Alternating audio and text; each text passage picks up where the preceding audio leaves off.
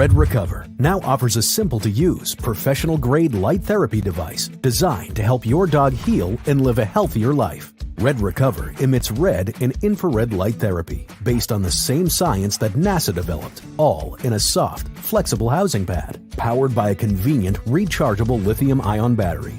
Say yes to science and give your dog the care it deserves with Red Recover.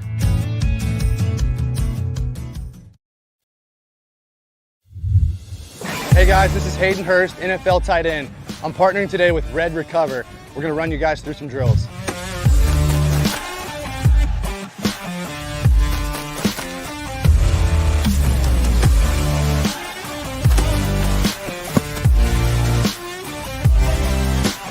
I started using Red Recover last year, my 4th year in the NFL. It just helps me on Mondays after games, get my recovery process started, get back into the fold of the week, and get ready for the following Sunday.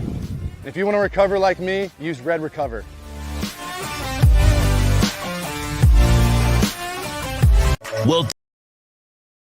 Welton Rayom has more than 62 years of litigation experience handling insurance disputes. They're committed to resolving even the toughest insurance claims quickly. Call them for a free consultation. 954-966-4646. At Welton Rayom, they don't get paid unless you win. Property damage claims to your home, business, or condo as a result of a hurricane. Welton Rayom can help. Water, mold, fire, smoke damage, Welton Rayom can help. Call 954-966-4646. If you're a Miami sports fan, then there's only one store to go to, and that's Caneswear at Miami Fanwear in Davie. They're your one-stop shop for all your inner Miami CFs, Canes, Dolphins, Panthers, and Marlins merchandise. They have hats, t-shirts, game day jerseys, and so much more. Located at 2511 South University Drive in Davie, and open 24/7 online at caneswear.com or innermiamiwear.com. Call them at 954-835-5597. Caneswear, the spot where inner Miami and all Miami sports fans shop. Why is it that you get locked out in the worst moments of your life? Where are my car keys? Man, I can't find my house keys. In those frustrating moments, you need a locksmith you can count on. A. Lenny Locksmiths in South Florida, from Miami to Port St. Lucie. In Central Florida, A. Lenny locks it down in Orlando and Tampa Bay. Lockouts or lock changes for home or business. Car key replacements and programming all model cars. 24-hour service. Call them at 855-869-5625. Go to the website at alennylocksmith.com. When you move, you need a reliable company led by passionate folks, eager to assist its customers during a transitional process that needs to be smooth. Call Essential Moving Experts at 844-368-5750 for all your local and long-distance moving needs. You can rely on Essential Moving Experts. Mention the Big O Show and get $150 off. Family owned and operated, they offer free 30-day storage, full-service moving, fully licensed, bonded, and insured.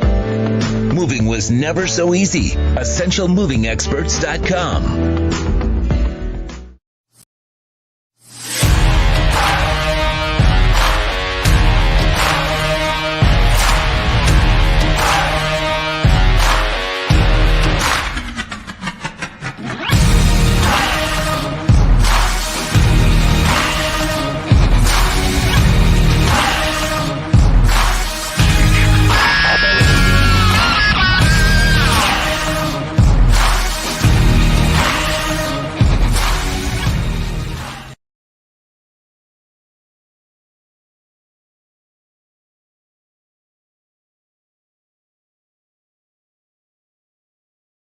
The viewpoints, statements, or beliefs expressed on the following program by the host, guests, or callers are not necessarily the opinions of FantasyXS.com, Media Group Inc., ownership, management, sponsors, or website.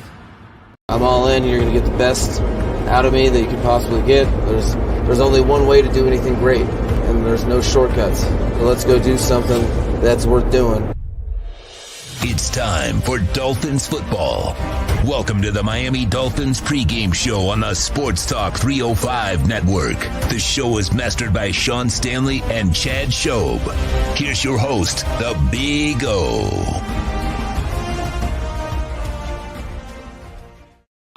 Sean, first of all, our thoughts and prayers. Obviously, we can never forget 9/11. A great job by you, Sean. Obviously, got to always remember on this date while we are looking forward to the football season. I know as Dolphin fans, we're looking forward to today in a big time way. But we also can't forget what 9/11 is all about. So great job by you, Sean. Excellent open, Sean. Thank you. That gets me jacked. I mean, how can you not be jacked, right? I mean, we've been talking about this for months.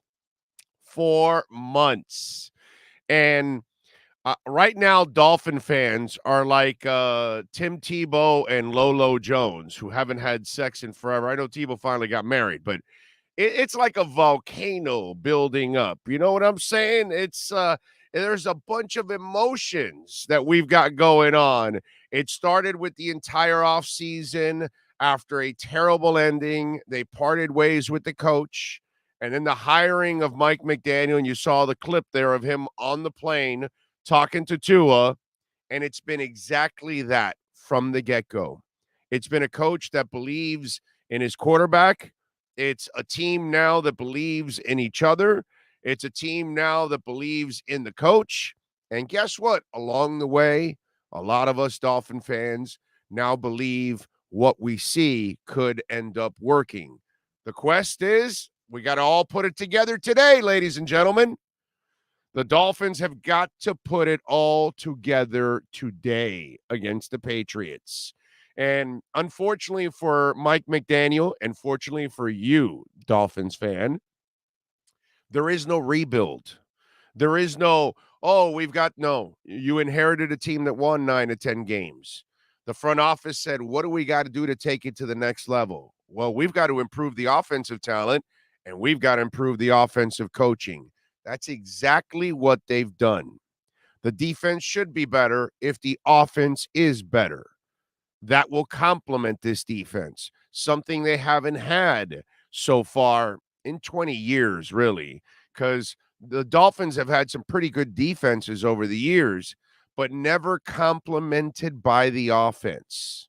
So you thought maybe Adam Gase could figure it out. The late Tony Sperano tried to figure it out with some Wildcat stuff. You know, it's just, it goes on and on and on, right? Cam Cameron was this offensive mind. You brought in Nick Saban. You brought in everything that you tried, and it failed over and over again. Jimmy Johnson thought he could bring in the Dallas offense without Emmitt Smith and the offensive line, and he was dead wrong. So nobody's had the answers for the offense. We had a little sprinkle of Ricky, a year of Lamar, a Wildcat year, and, you know, it's never been there. A little Jay Ajayi once, but it just hasn't been there on a consistent basis. So is Mike McDaniel the answer, is the question. We're all hoping for that in the Dolphin Nation, all over the globe today. Dolphin fans everywhere, whether you're here in South Florida, whether you're out in the Northeast, in New York and other places, you're out west in California, or you're in Portugal or Malaysia or England or Canada or Mexico, where all you Dolphin fans reach out to me from all parts of the world, which is pretty freaking awesome. That's why we always say on this platform for South Florida fans around the world, we're all waiting for this moment. Is this the moment? Is this the season that they start to figure it out and put it all together? And let me tell you something. There is no better way to put it all together and do it on this guy here, on Bill Belichick. The Dolphins ended the dynasty by beating Tom Brady and Bill Belichick in his final season and forcing them to play in the wild card round. So Tom Brady got the hell out of there.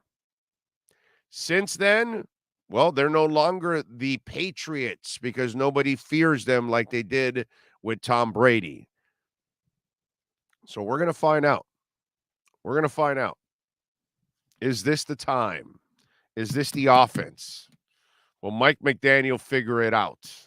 A lot of excitement, a lot of speed, a lot of talent. Let's hope they're able to get it done, man. Let's hope so. The day is here, folks. We've been waiting for it. We're going to have a loaded post-game show for you. We'll have Mike McDaniel's press conference. We'll have Tua's press conference and maybe some others at the same time. Cameron Wolf will join us from the locker rooms. Marcel Louis-Jacques will join us from the locker rooms. Joe Shad will also break it down. He's also watching the game, so he'll give us his thoughts. And we've got 3 insiders, 2 of them in the locker rooms. So we'll have the post-game sound for you also with the coach and Tua.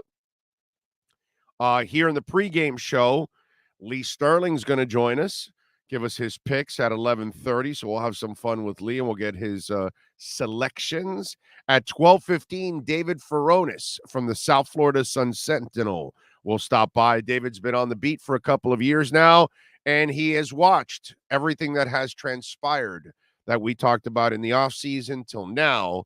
So we'll get his thoughts on what he has seen develop throughout and what he likes, what he doesn't like, what he's concerned about, all those kind of things. So we got a absolutely loaded show. You will get more information here than you will on any other platform, and you will have more insiders in the locker room here than you will on any other station or platform. So we appreciate the Dolphin Nation tuning in. Love it, man. I am looking forward to it, baby. Tua Waddle Hill. What a thrill. Tua Waddle Hill. What a thrill. Tua Waddle Hill. What a thrill.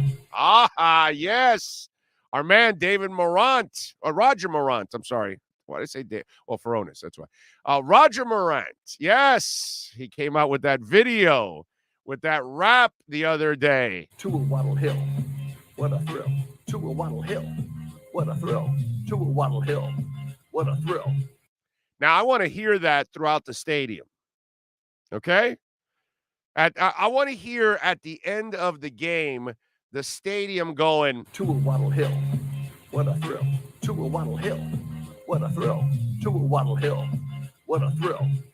Think about that. You know, when I years ago, when we used to go to U2 concerts, well, I go still, obviously, to every U2 concert that comes to this damn country. Next tour, I'm going to Ireland, by the way. That's my bucket list. But anyway, as I digress. But we used to end U2 shows with 40. There's a song that said, how long to sing this song, right? And they would close out the show with 40, and the fans would continue singing 40 on the way out of the arena or stadium. That's the law. You hardcore U2 fans know exactly what I'm talking about. We've got over 200 people right now in the chat board, nearly 250. Some of the hardcore U2 fans, because I know there's a couple there. And if you have 250 people in one spot, you're going to have a couple of hardcore U2 fans. I'm not the only one. But they know it's a law. When we used to end the shows with 40, we'd come out singing, how long to sing this song, right? Well, I want to hear on the way out at the end of that game today, after the Dolphins beat the Patriots' ass, all right, I want to hear chanting coming out of that stadium. Tua Waddle Hill. What a thrill. Tua Waddle Hill. What a thrill. Tua Waddle Hill. What a thrill. That's what I want to hear. I need to hear that. I need to hear the groove. All right, Roger came up with it. We got to live up to it now. All right, Tua Waddle Hill. What a thrill. Tua Waddle Hill. What a thrill. All right. So let's do it. And I want video. I want people recording it. I want people singing it. This has got to be a theme for us this year. Tua Waddle Hill. What a thrill. Tua Waddle Hill. What a thrill. Tua Waddle Hill. What a thrill. Love it. Come on. Tell me that doesn't groove. I love it. Way to go, Roger.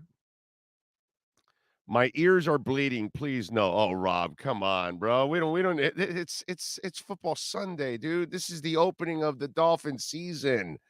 I don't want any negativity here. What is wrong with some of you all? Why do you want to live in a negative world. You know what I mean? When stuff is negative, then we'll get negative and we'll say, okay, we don't like this. But, we don't need that right now, bro. We don't need that right now. We need harmony. We need some enjoyment. We need to be together on this. We need to get behind the Dolphins and let's hope for the best. I'm not thinking about the bad stuff. Okay. So screw you. To a Waddle Hill. What a thrill. To a Waddle Hill. What a thrill. To a Waddle Hill. What a thrill. I'm going to stay in a good mood. I'm sorry. All right. I'm going with the positive vibes. Exactly. Who put that there that I just saw? Billy. I'm with Billy Shaw. I'm going with positive vibes here, baby. To a Waddle Hill. What a thrill. To a Waddle Hill. What a thrill. To a Waddle Hill. What a thrill. I'm loving it. Anyway, so thank you all out there for tuning in as always. I see Jamie Zorrilla. San Jose was number 1 there, and Brian Walters, Dougie Fresh, Skyrockets in Flight, Afternoon Delight, Phil Montgomery in, JG Long. There we go. We got a Malaysia brother watching right now, Tony Thompson. And by the way, make sure you tell me where you're watching in the world, because I'm not just going to say South Florida, the state, United States, the world. I always love when you guys put where you're watching from and tuning in and downloading. Oh, one more thing. I do want to remind you, iTunes continues to screw up. And so they're not picking up all of our segments and everything that we upload. So again, if you're having issues, have a backup platform. Spotify, Stitcher, Google Play, iHeart, whatever. All the other platforms. By the way, we originate out of SoundCloud. SoundCloud then sends it to all of them. But something's going on with iTunes, and they're having trouble with all kinds of shows. It's not just our show. It's an iTunes thing. But if you're on Spotify, you haven't had any trouble. And if you're on Amazon, if you're on iHeart, SoundCloud, Podbean, all those, every other platform is receiving everything that we're posting.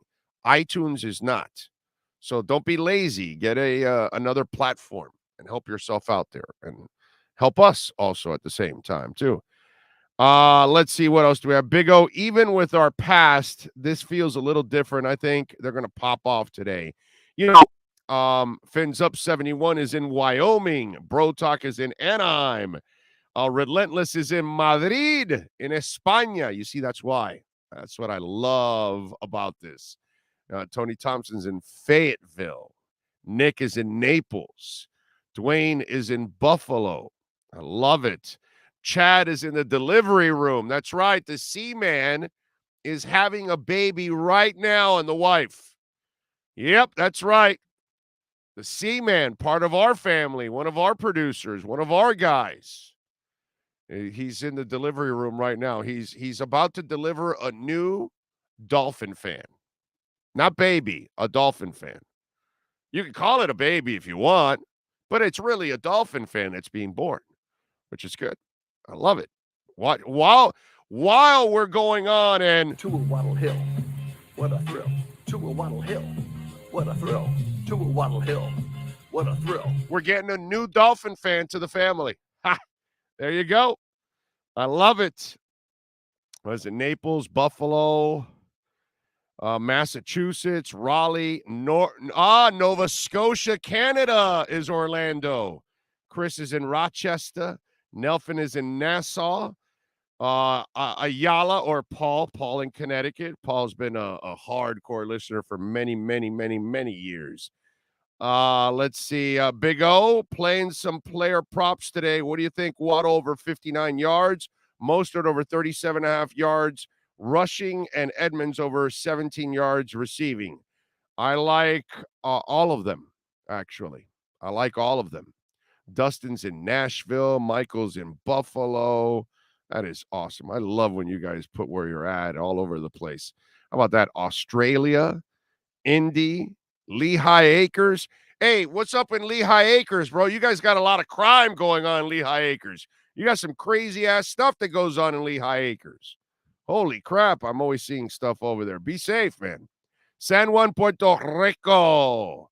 El Portorro, Louisiana, Jupiter, Colorado Springs, Baltimore, Portland, Mexico City. I love it. Terre Haute, Indiana. Yeah, Columbia House. Yeah. Thank you for the records. Thank you for the 8-tracks. Thank you for the cassettes. Thank you for the CDs. Thank you for the memories. Right? What else is Terre Haute, Indiana known for?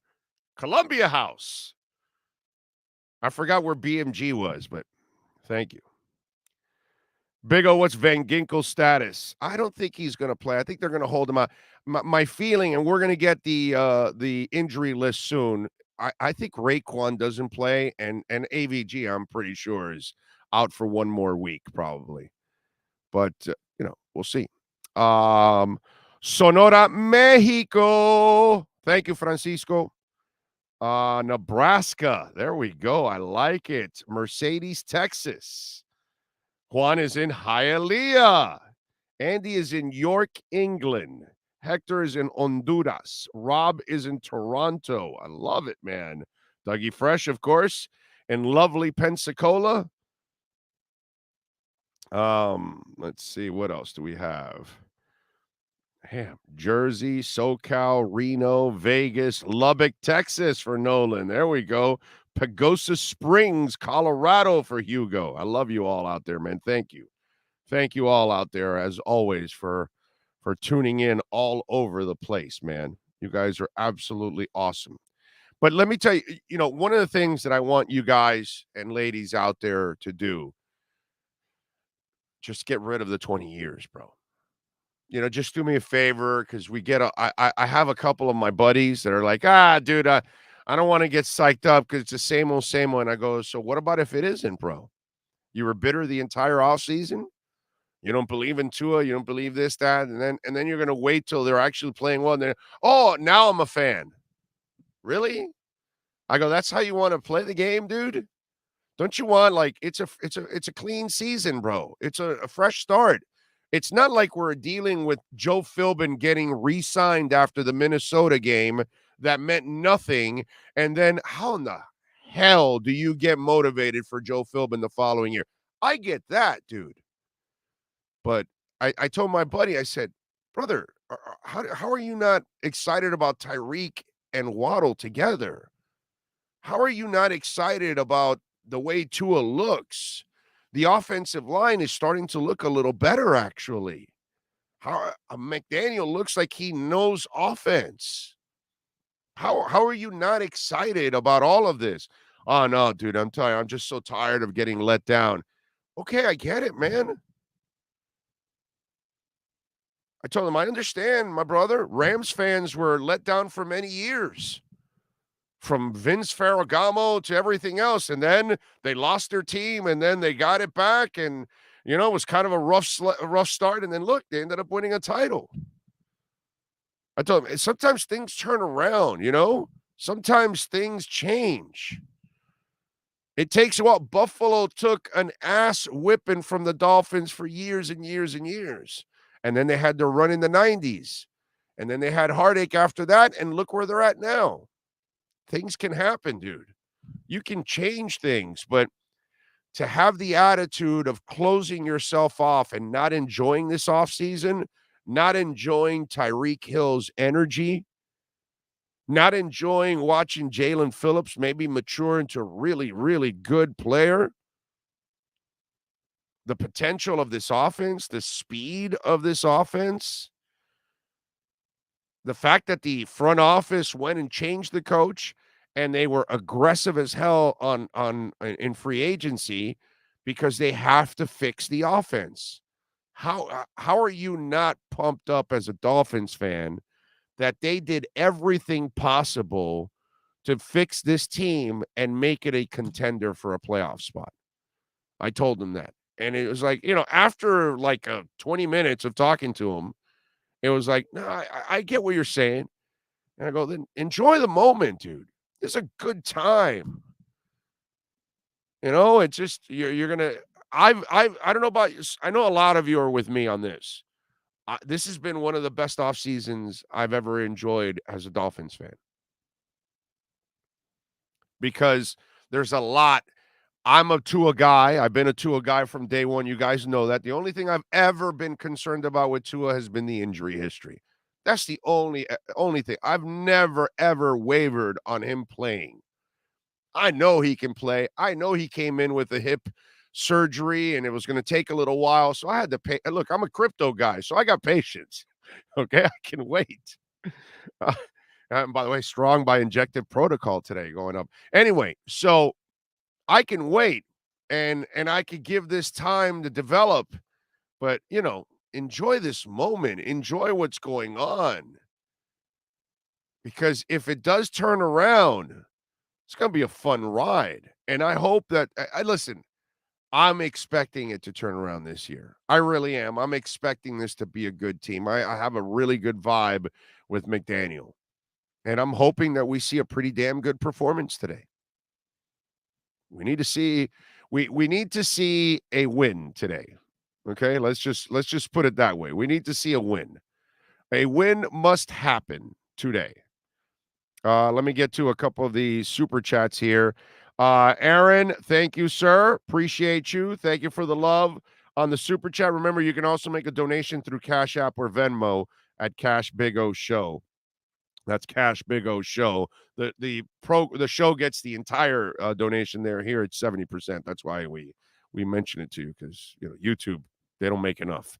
Anyway, Brooklyn Rob, thank you for the love on the super chat. He says, greetings from Palm Beach. This year feels different. Can't wait to spend another season with the Big O and the man who makes it all happen with the great Sean Stanley. Fins up. Yes, sir. Thank you. Thank you. Thank you. Thank you. Yes, Sean.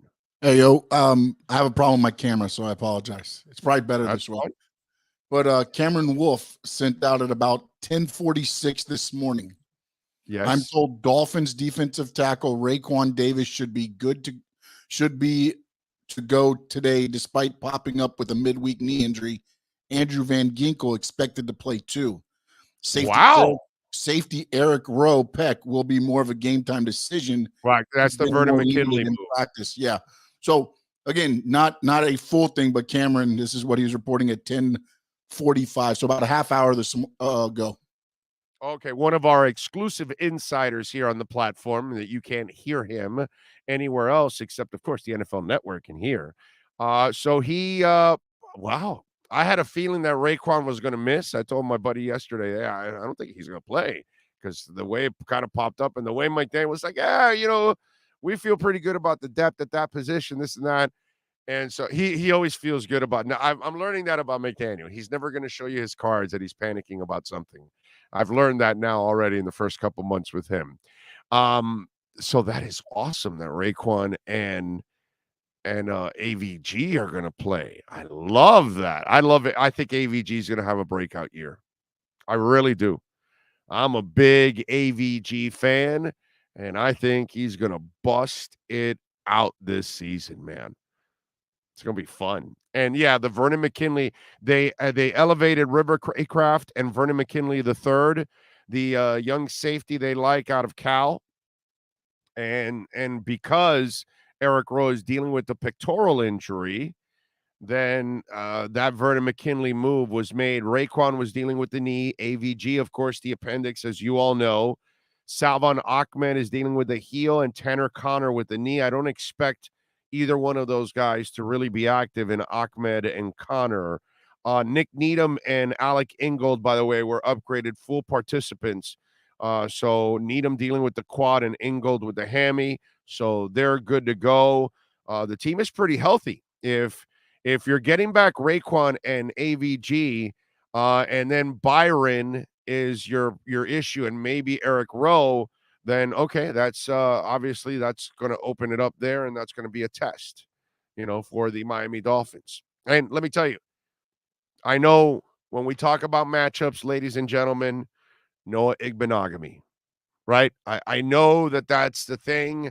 And by the way, that's one of the things my buddy pointed out. Oh, well, they got no. And I go, dude, so that's all you got to point at?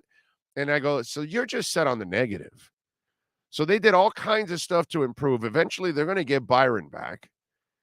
Maybe Noah starts to improve. Who knows? Maybe Crossan can do the job. I don't know. But let's not give up on these guys like right away. Let's see what they end up doing. But yes, whether Aguilar lines up on him, I don't think Parker will go to that side. I think Parker is usually on the left side. So I don't think, but maybe Jacoby Myers, Aguilar will be a test for him, because it's not that he's a great receiver, but he's a solid receiver and he's got speed. So that'll be a test for Noah Igbenogany, but that's definitely something that we're all looking at in this game. Noah is one of the guys we will focus in on and wonder, okay, wait a minute, has he improved? And let me tell you something. If Noah shows you something, then that becomes an awesome, awesome addition to the team, because now you start to feel better about your depth at that spot. And now's the time. This is the time for Noah to start shining. This is the season he must shine. The reason why they kept him on the roster, they're going to take a brutal cap hit if they cut him. The other reason why they kept him on the roster, because they believe in him. He's a first-round pick that's got a lot of talent, and they want Sam Madison and Pat Surtain to work with the kid for a year. Surtain knows about struggles. He had him his first year. He can relate with the young man. It's hard to relate with him overall because you're switching positions from one side of the ball to the other. That's not an easy thing, and that's not something that Sam or Pat did. Most people don't do that. So it's hard. It would be nice if he had somebody that made that change. And I don't know if he has any mentor like that he's been able to reach out to. I wonder if anybody's asked him about that, because that would be pretty cool if he could find somebody that's made the same switch and had success and to walk him through it. And then the other thing is, he's also super young. He's 20 years old. So he's still a baby, he's a guy that is still so young at learning the position, young overall. And he's been here now going into his third season. And you think about it and it's like, wow, he's still super young, man. So you're talking about a kid that you got as a baby and he's been here for a couple of years. So there's a lot of maturity going on mentally, physically, all of that, plus learning a new position. Let's hope that that's one of the big matchups that we're all concerned about. And obviously with Byron Jones out, Belichick is going to scheme to go after opposite of X. There's no doubt about it. You know it. I know it. Noah knows it. The defensive secondary coach knows it. The defensive coordinator knows it. The head coach knows it. So everybody's got to be prepared for it. All right, let's take a really quick break here. Give us a minute. Lee Sterling will join us from Paramount Sports. He'll give us his picks. Does he like the Dolphins today? Let's ask Lee Sterling next here on the Miami Dolphins Pregame Show on the Sports Talk 305 network. You're listening to the home for hardcore Miami Dolphins coverage. This is the Miami Dolphins Pregame Show with Orlando Alzugaray on the Sports Talk 305 network. I think I know what this is. Houston, we have a package. Hello? No matter where you are, the Sloman Shield home security system guards your home. With next-gen perimeter protection, 24/7 monitoring, and interior motion sensing. And right now, get a free Sloman Shield security system and doorbell camera, all professionally installed, for free. Shield your world, the Sloman Shield. Why is it that you get locked out in the worst moments of your life? Where are my car keys? Man, I can't find my house keys. In those frustrating moments, you need a locksmith you can count on. A. Lenny Locksmiths in South Florida, from Miami to Port St. Lucie. In Central Florida, A. Lenny locks it down in Orlando and Tampa Bay. Lockouts or lock changes for home or business. Car key replacements and programming all model cars. 24-hour service. Call them at 855-869-5625. Go to the website at alennylocksmith.com. Welcome to Red Light Therapy, a revolutionary technology perfected by NASA to aid in muscle strengthening and recovery. Red and infrared light has the capacity to penetrate deep into the cell's mitochondria, potentially leading to increased energy, faster recovery, and the optimal performance your body demands.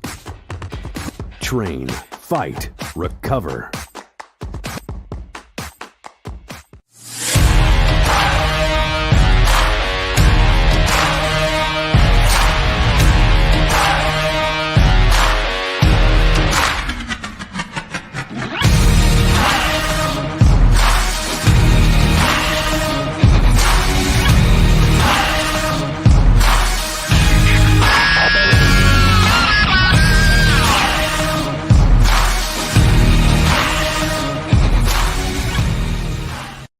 Locked in to the only platform truly dedicated to South Florida sports. This is the Miami Dolphins Pregame Show on the Sports Talk 305 network. Here's your host, Orlando Alzugaray.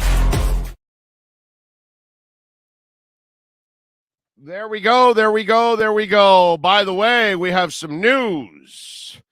We've got the inactives, and guess what?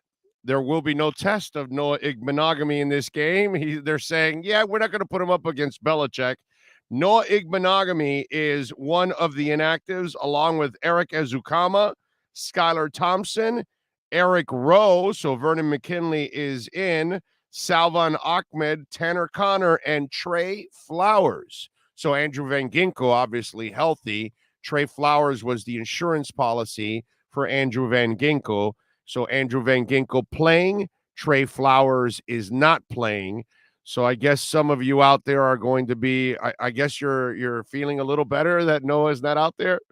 So it'll be up to Crossan and Kader Kohou. So the youngin, Kader Kohou, is getting more of the love starting than Noah Igbenogany. That's not good for Noah. That's not a good start. That's for damn sure. All right, let's do it. Let's find out what's the latest with my man Lee Sterling. Let's see what he likes going into today's NFL slate. Lee, good morning, sir. How are you doing, my friend? Good. My team is undefeated right now. So, you guys, how'd you do yesterday?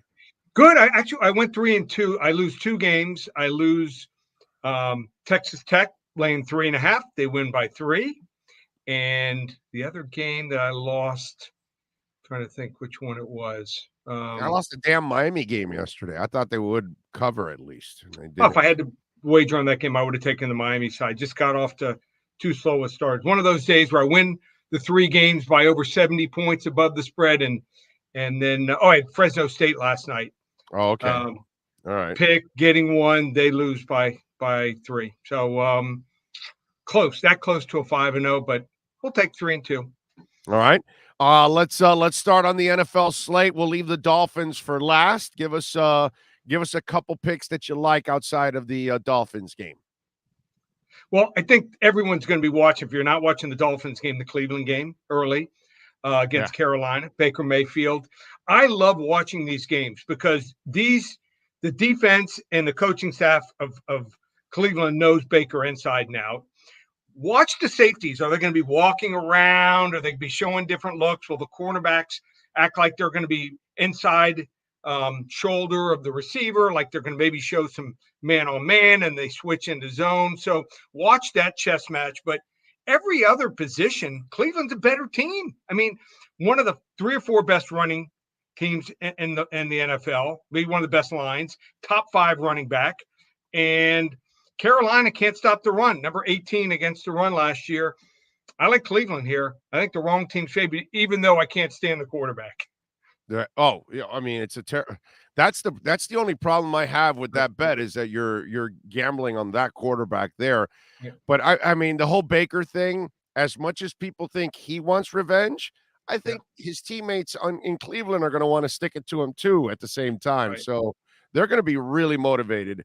This is just a soap opera game more than anything else. Jacoby Brissett, here's the deal.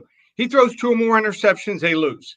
He throws 1 interception or none, you can count on they're going to win the game. Yeah, with the way they can run the ball, I agree with you.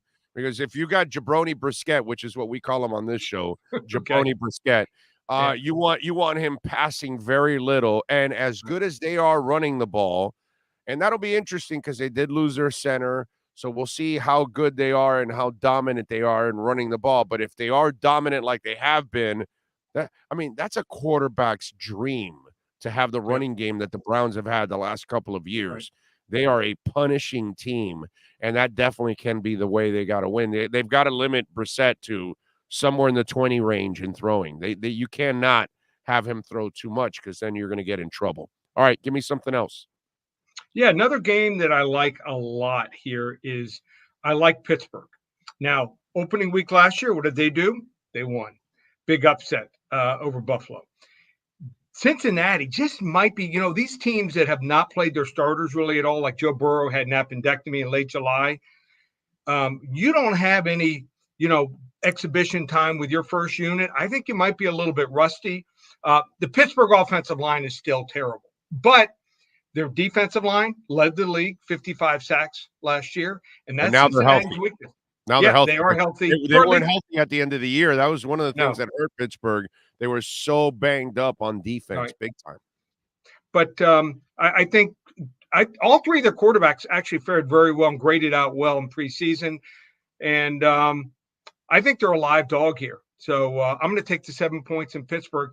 I think they might even win this game outright. If not, something like 28-24 they'll lose. Yeah, I'm not a Trubisky guy, but I am a Pickett guy. I've been a Pickett guy since he was at Pitt. I like the kid. He's got moxie. I don't care about the hand stuff. There have been other quarterbacks that. He's eventually going to start. He's going to start. Yes. But Trubisky did play actually extremely well in preseason, and he is mobile. Problem with Pittsburgh, they should have gone, and made a change of quarterback last year. Ben Roethlisberger. I mean, in the uniform, when he walked out on the field, looked about the same, but he couldn't move.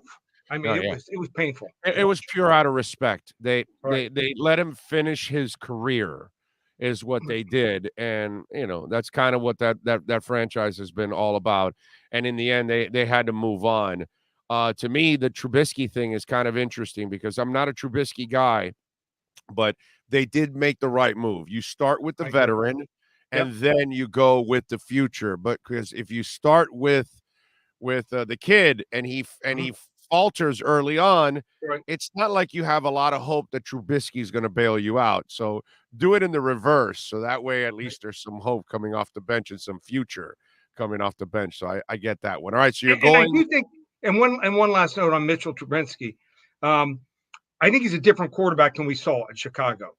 That year in Buffalo, sometimes, he just takes a deep breath and you just relax and you just try to get better. You hone your skills. And now he's with a better team than he was with Chicago and a better coaching staff too. Well, they fixed an erratic quarterback and made him an all-world player in Josh Allen. Because, dude, what I saw at the Cedar Bowl, I was like, holy shit. Yeah, no, whatever he did at Wyoming, no wonder. Can't touch this guy. He reminded me of the kid that came out of Indiana, Sudfeld, a couple years back. Oh, yeah. A cannon of an arm. Right. But no idea where it was going. You know what I mean? I saw him at the East-West Shrine, and he was spreading it all over the place. And it's like, holy crap, that kind of stuff. And so maybe here, I'm going to go back even further. Let's go back even further, Big O. Dan McGuire. Remember that name? Yeah, dude. Of course. 6'10", San Diego State. Yeah, of course. I remember him. Yeah. Yeah, another one. Yeah, it's interesting. You're a former quarterback, so Right. And let me tell you, Josh did something that I had never seen in covering football all my life. Normally, inaccurate quarterbacks stay inaccurate. They are what they are, and I'm trying. With Josh, I'm trying to figure out maybe he was never inaccurate. Maybe he just never had proper coaching from high school, Wyoming, until he got to the NFL. I don't know if you saw this stat. I agree. I do miss on some, but I'm pretty good. I did like Josh Allen. And I don't know if you ever saw this stat, though. He had the most drops at Wyoming. Yes, he did. Yes. A receiving core and I think over a decade. So they were terrible. Mm-hmm. It was like the year that Matt Ryan came out of Boston College. Yep. He threw a bunch of interceptions. His best receiver was some kid named Callender. Yeah. And so, he goes high in the draft, and then people look at his senior year, and it's like, no, dude, he's a really good quarterback. He was just on a terrible offense, and he had to overdo it there just for them to compete. Eli Manning had to do a lot of that when he was at Ole Miss, actually. Just to get him to like 8 or 9 wins at Ole Miss, which I think is what he did his senior year, was like a miracle, obviously in the SEC. But it was just one of those things. Sometimes you put quarterbacks in a really difficult position that they have to take more chances than they normally would. And the coaches know it, the player knows it, but the fans just are measuring the guy on the results. You know what I'm saying? Yeah. It's a shame. All right. Well, speaking of the quarterback that they're going to measure, and they're going to measure on results, that is Tua Tagovailoa. Yep. And the line is growing, my friend. It has gone up to 3.5 now. What do you tell the Dolphin Nation today, Lee Sterling? So I track when the first units are out there, and I'm looking for, maybe some emerging players in preseason. New England Patriots first unit was out there for 7 series. They had 4 3-and-outs, 1 turnover, 1 field goal, and I think 1 other drive. They moved about 20 yards. I'm saying to myself when I'm watching, this is not a good unit. They're changing the blocking schemes. They're going to a zone blocking scheme as far as the running game. And what a mistake. I mean, bringing in Matt Patricia, bringing back former defensive coach to be the offensive coordinator, he and Joe Judge, who's a special teams guy. These guys are going to split the duties. Then I was talking to 2 friends who were work in Vegas, work for the press there, and they got to see the joint practices between New England and the Raiders. And both of them, the first thing they said when I got on 2 separate dates, back-to-back days, they're like, New England is terrible. They just look really bad. So I think their receivers still aren't good enough here. I don't love laying 3.5 They're not even average. I don't even call their receiving core average. They're about as bad almost as the Dolphins line and running backs were last year. And even the separation that our receivers got, which was dead last. I'm going to say the only number I buy on or off of in any sport is football in the NFL, the number 3. I would not lay 3.5. I would lay 3. I would buy it down to 3, lay 130, and I would take Miami here. I think Miami, even though they do have some injuries on the defense, I think they're going to score 30 points today. By the way, Raekwon and AVG are playing. I know. Let's go with Miami, 30-20 here. Okay, there you go. I like it. I like it too. I laid the wood with Miami too. Also, I like them going into. Do you have Miami in the playoffs? What's your team? What's your season total for Miami? When I went to Vegas a couple months ago, I did bet Miami over 8.5, and I feel pretty good about that. I have them also over 8.5. I mean, an injury. I don't bet a whole. I think I bet 4 NFL totals. That was one of them. That was the least of it. You get an injury. Let's say Tua goes down, you're probably in trouble. Yeah. Do I think Tua is going to be great? No. But I think he's going to have a good season because he's got so much more talent around him. And I think they're going to win. I think they're going to win 10 games, and they're going to be the last wild card team to get in. But I will say this. Buffalo is scary good. Yeah, forget it. We know that. I mean, you got to be a blind-ass fan to not come to the realization that Buffalo is a Super Bowl contending team. Miami is not there. No, but let's make the playoffs. The AFC has 13 teams that are legitimate playoff teams, whereas like if they're in the NFC, I would put their chance at about 70-75%. So let's get to the playoffs. Important we win today because of the first 4 games. We got to be 2-2 out of the gate minimum. I agree. At least 2-2 out of the next 4. Yeah, I'm with you there. Follow them on Twitter at Paramount Sports. Go to ParamountSports.com. What do they got to do to get on the winning train with you, sir? Okay, so right now we are 22-14 to start the year. Nice start since the first preseason game. We rate our games from 10 to 50 units. How about this? We have our first 40 to 50 unit selection of the year. We're 51-16 on these games, and rarely do I come out. I think it's only happened one other time, the NFL Week 1 with a 40 to 50 unit play, but I've got one. You want to get 3 weeks of games through September 30th, just $297, ParamountSports.com. There you go. Lee Sterling, as always. Thank you, my brother. We'll Thanks. catch up next week, my friend. Appreciate you. Sounds good. See you, Big O. There you go.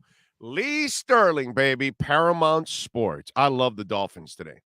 I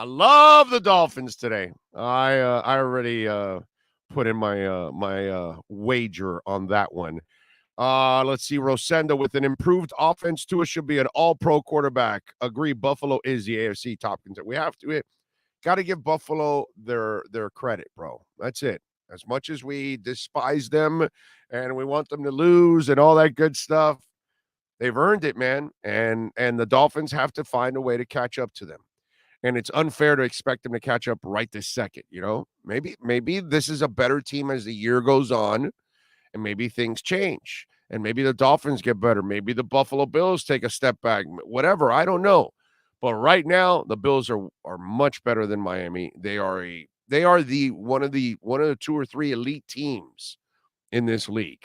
Unfortunately, we have to give them their due. I hate it, but it is what it is. Got to be objective here on the show. Let's see. Buffalo is good, but their DBs can't cover Tyreek. That is the advantage, I think, that has to be exploited. Well, listen, nobody really can cover Tyreek. So that's something that you better exploit every time you're on the field. Leon Fresco, thank you for the love on the super chat. He says, thank you for the pregame and postgame show. You demand. Thank you, Leon. Thank you for always tuning in and supporting our show every way possible. That is really what counts, is what you guys do every single day for us here on the show. David Furones will join us in hour number 2. All right. You saw the inactives there. Great news with Andrew Van Ginkel. Great news with Raekwon Davis. Sad news about Eric Rowe. He's out, but that's why Vernon McKinley III, who they like a lot, and all these under-the-radar guys you have to pay attention to. Okay, we learned with Nick Needham, right? The True Williams kid was the guy that they liked, and sure enough, he was headed there. Unfortunately, he got injured. Cater Kahoo's another guy that they paid a little extra money out of Division II. And Josh Boyer was a guy that thoroughly vetted that kid, you know, throughout the process. Vernon McKinley III, another kid out of Cal. They like him a lot also. Okay, they see this group of coaches and scouts seem to have an eye for finding secondary guys. And I know you're all going to say, well, what about Noah? Well, Noah may be the only miss out of all those guys, but that's pretty good. If you keep finding guys, and okay, so you're going to miss on one and you're going to keep hitting on all the others, that's a pretty damn good ratio, you know, overall. So we will find out. I mean, it's kind of tough to ask Vernon McKinley to step in right away as a youngster, but who knows? Cater Kohou, if you saw our interview and if you've watched him throughout training camp, he's a super mature kid. Okay? Physically built for this league already. Out of Division II, he is physically built for this league.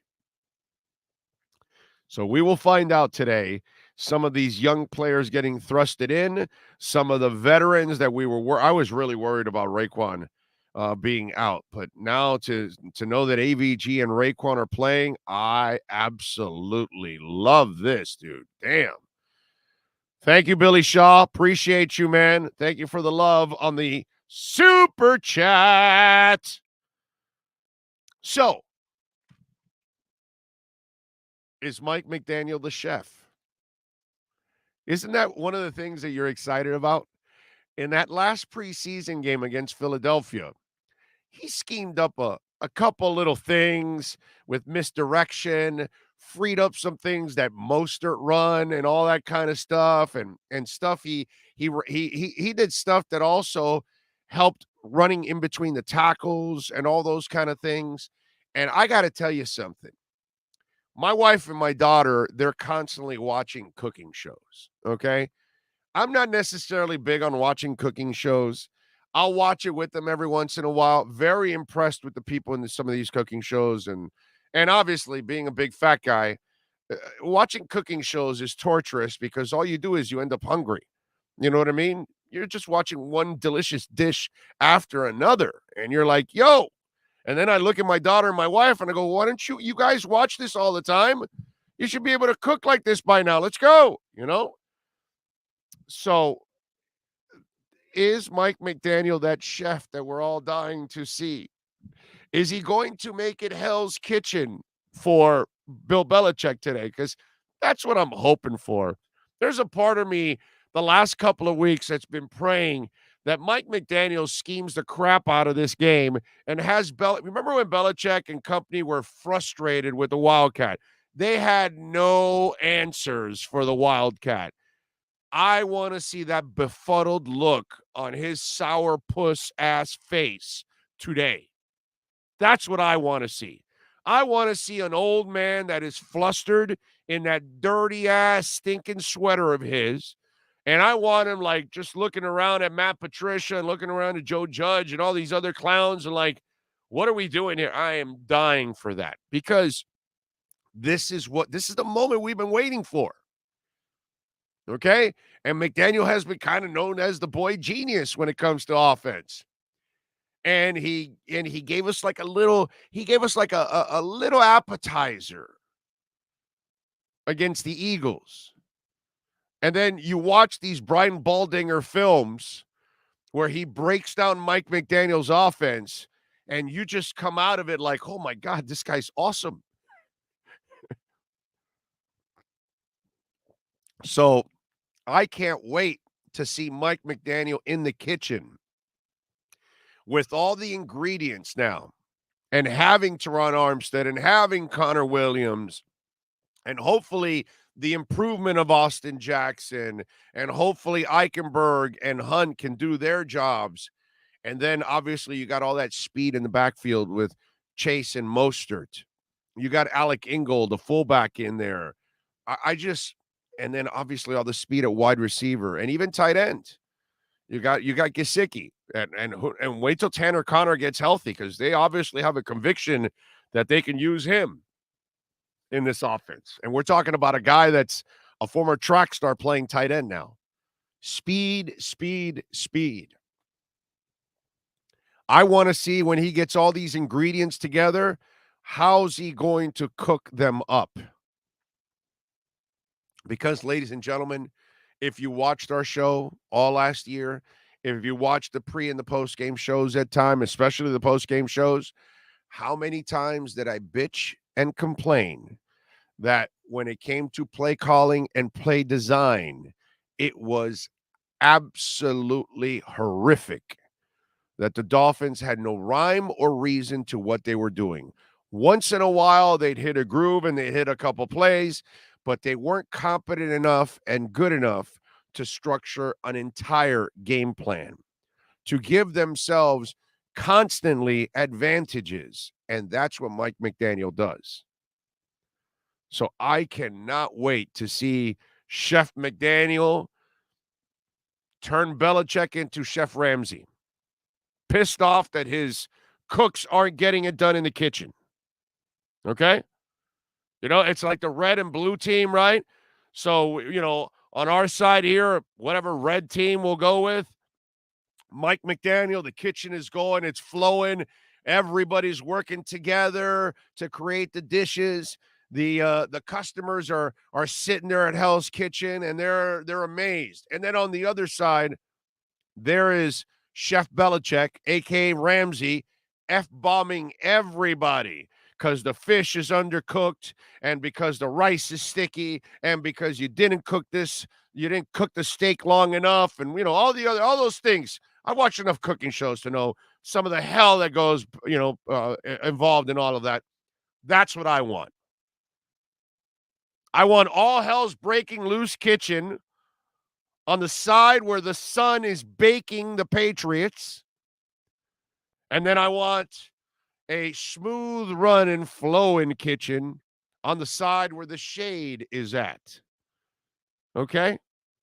Chef McDaniel. Time to cook, baby. Time to cook. 855-912-1056. That's 855-912-1056. If you want to get in on the Welt and Rayom text line, that's 855-912-1056. If you want to get in on the Welt and Rayom text line, you can also reach out to us on Twitter. That's at Big O Show. And remember, the text line is always open for you 24 hours a day there, so you can always reach out to us there, and we will answer questions. In fact, I got some questions that I've got to answer. I got Spotify, iTunes, and the Patriots. You can stop the Big O Show or the Dolphin Nation, says Jeff from Long Island. He's pissed. Yeah, I mean, I have no control. Sean has no control. Chad has no control. We can't control iTunes and their screw-ups.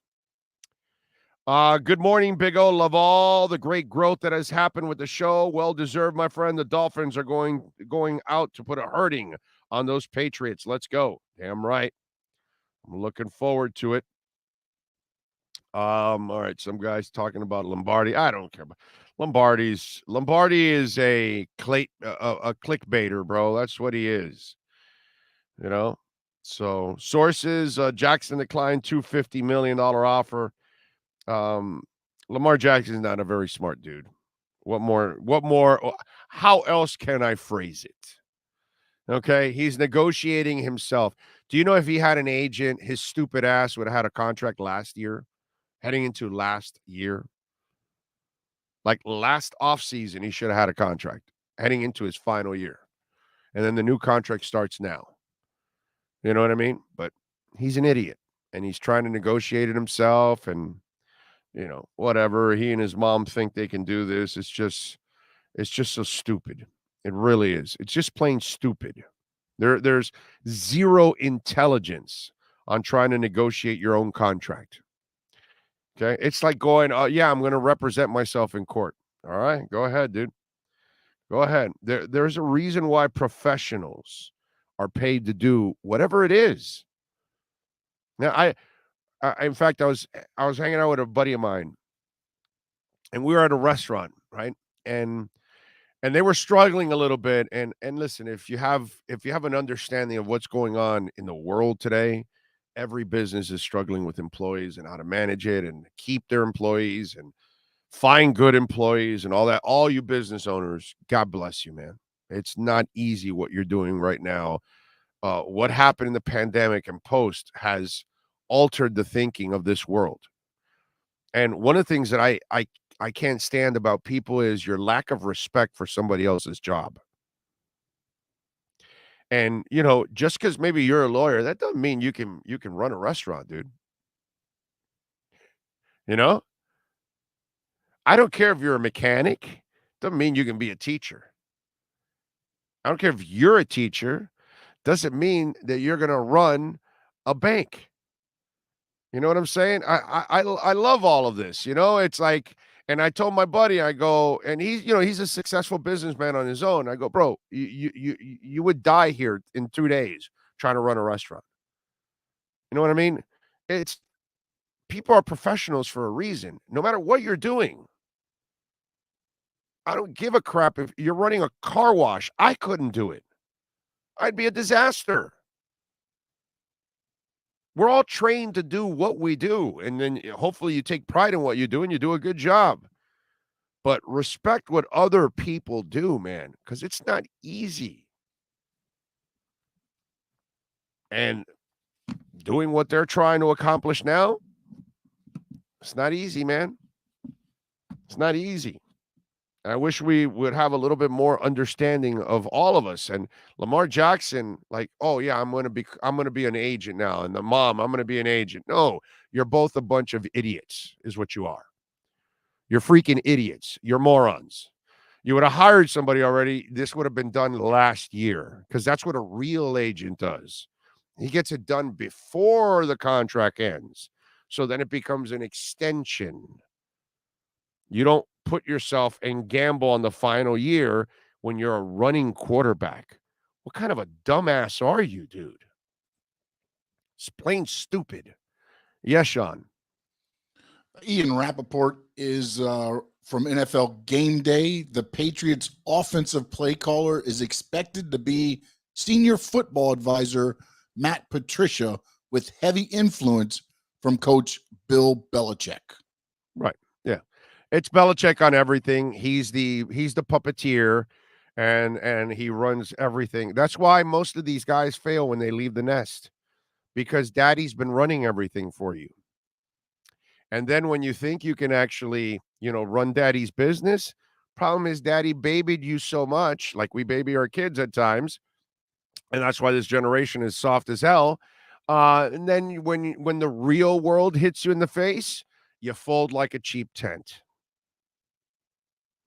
So there's a little something to the way some of us grew up.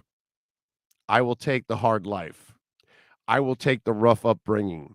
I will take the ass kickings. I will take all of that. I can handle it. I will bounce back. These kids nowadays, you say something wrong to them, my God, you lose them completely. Bunch of freaking softies. I'm happy with my upbringing. I like my upbringing. It's the upbringing that should be for everybody else. So, but it is what it is. Let's see. Big O off topic. Does your wife think of the Governor DeSantis idea of pulling military veterans in the classroom as teachers because of the teachers? I'm not going to get into that now, but it's a joke anyways. I mean, that's, again, just because you're military, you can teach. Get the hell out of here, bro. Go stick those GI things up your ass and get lost, bro. Go fight the wars. Go do the things you're supposed to do. Don't get in a classroom. Yeah, that's just a stupid ass idea by DeSantis. I mean, he's easily going to get reelected because he's done a good job overall. You're not going to agree with everything with any side, Democrat or Republican. Not me, at least, because I slam both. But yeah, putting military in classrooms, that's just plain stupid on his part. Okay, plain stupid. Most of those guys and women from the military cannot be in a classroom and should not be in a classroom. It'll be an outright disaster. So yeah, they belong where they belong, not in a classroom. Okay? So yeah, it's know your role. And that's all it is. Put the military in airports. Make sure our airports are safe. Put them in ports. Make sure our ports are safe. That's what I'd like. That would be better. I put the military to protect schools. There you go. Put them at entrances. That's fine. That's where they belong. They don't belong teaching the kids. They don't have a teaching degree. Get the hell out of here. They want to give them like a stupid certificate. Meanwhile, real teachers have worked their asses off to be teachers.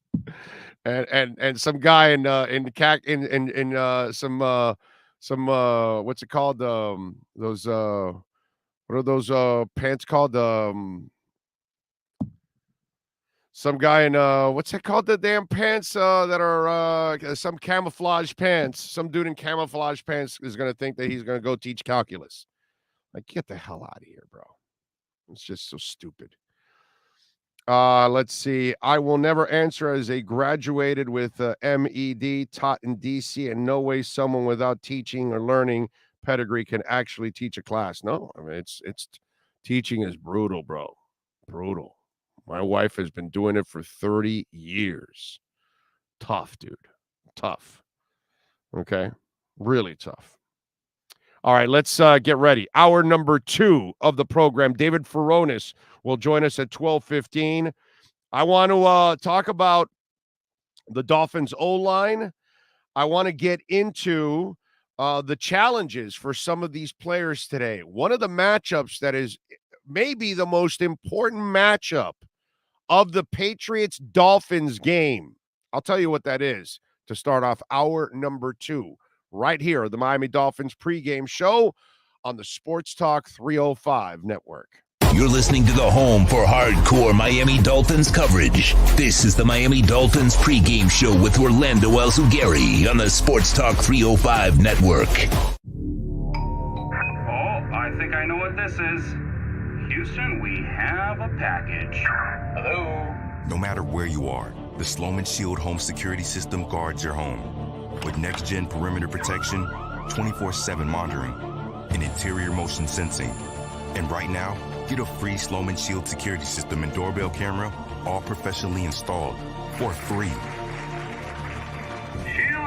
world, the Sloman Shield. Why is it that you get locked out in the worst moments of your life? Where are my car keys? Man, I can't find my house keys. In those frustrating moments, you need a locksmith you can count on.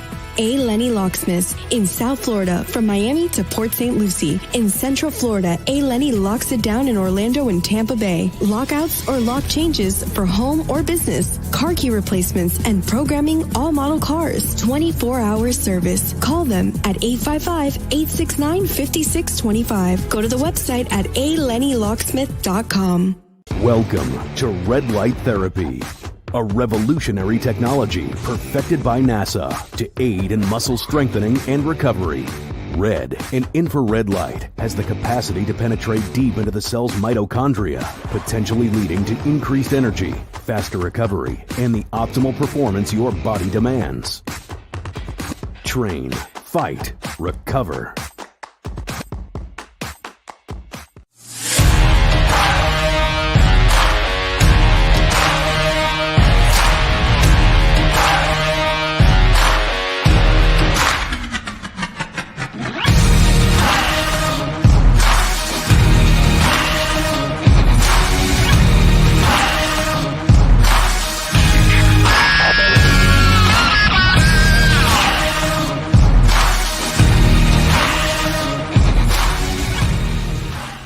You're locked in to the only platform truly dedicated to South Florida sports. This is the Miami Dolphins Pregame Show on the Sports Talk 305 network.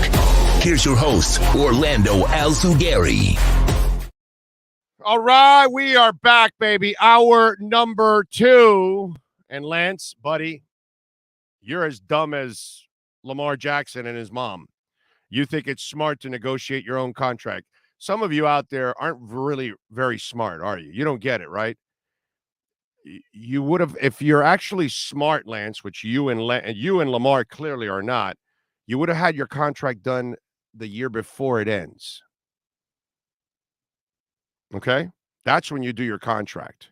You don't go and play on the final 5th year as a running quarterback.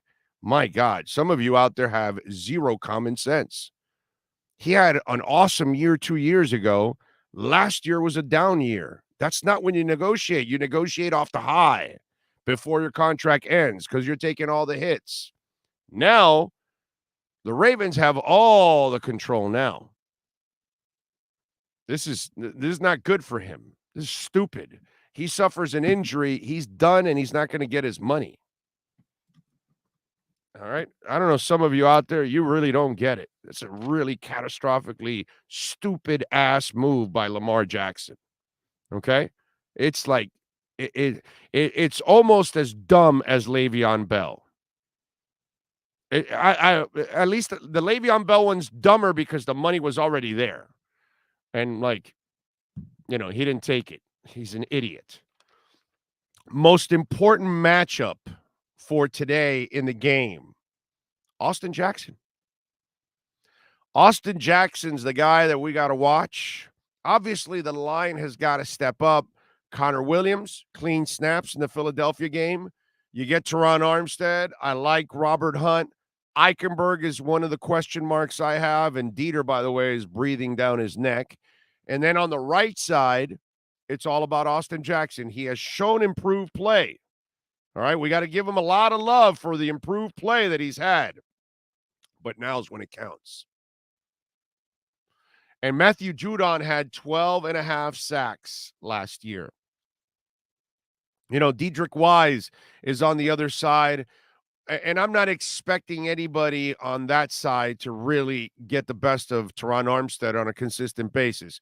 No lineman is perfect. I can see somebody messing up once or twice. But Austin Jackson has got one hell of a challenge. It'll be interesting to see how much he does on his own and how much is Alec Ingold worried about it. How much is one of the backs chipping? How much is one of the tight ends lining up on that side? Because it is the weak side. So we will find out. And it is Tua's blind side. And we saw what Jesse Davis did to Tua, or shall I say Agent 77 for Brian Flores did for Tua, and that was, of course, get him injured.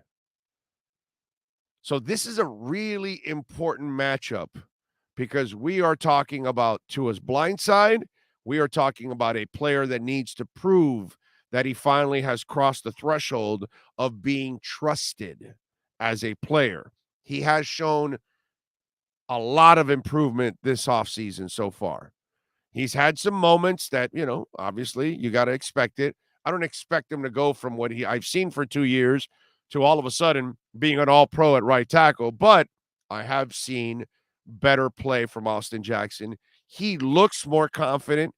You could tell he's more confident. You could tell he's more confident with the offense that he's in and the blocking scheme. So today's the day, man.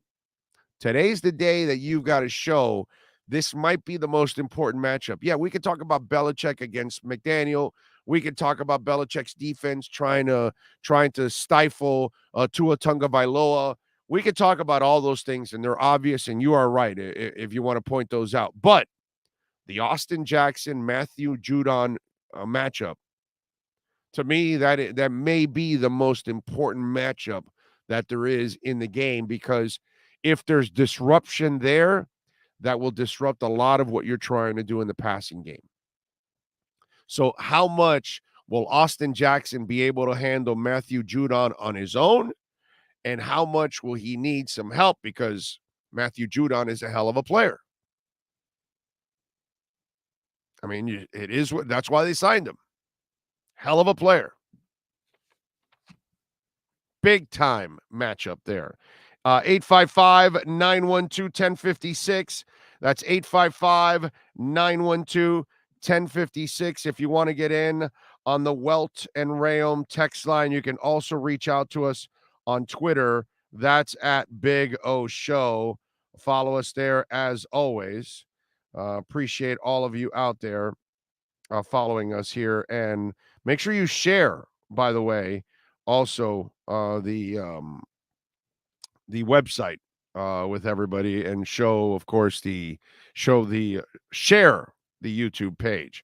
Also, like our backup page, Big O Show Cuts. If you can, please follow that one too. Don't forget to hit the like button. It is very important that the Dolphin Nation hits the like button so we can get this thing in the algorithms and get it going to other Dolphin fans out there.